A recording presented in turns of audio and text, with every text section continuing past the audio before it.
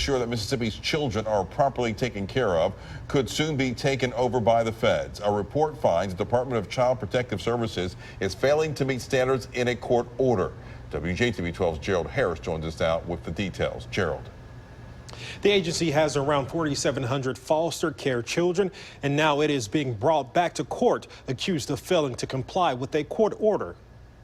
A court battle is ahead for Mississippi's foster care system. The kids in this system do not have the protections to which they are entitled, which the state promised them more than 10 years ago.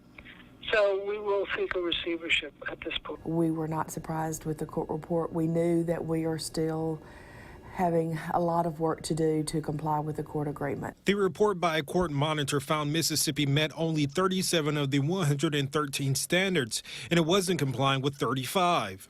The monitor couldn't determine if the state was meeting 31 other standards, either because data isn't available in the state's computer system or because department employees didn't correctly enter data. The agency says it now has funding to comply with the court's request. And the legislature generously gave us an increase of $15 million. That's going to allow us to do two extremely important things. One of the big things in the court report, on the monitor's report, was that our caseloads are not in compliance, and that affects other things like child visits. She adds the department will begin hiring new caseworkers and is developing new software to keep up with data.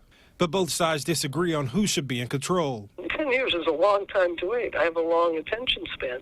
It is necessary to turn the control of this system over to someone who is responsible to the federal court, not to a governor. We need time to continue on the path that we're on. A lot of people say we've abandoned the children of Mississippi and we've ignored their safety concerns, and that is just not true. The report also indicated 95 of about 8,000 children were mistreated during the monitoring period. Now it's up. They say that they will file that complaint within the next week, Melanie.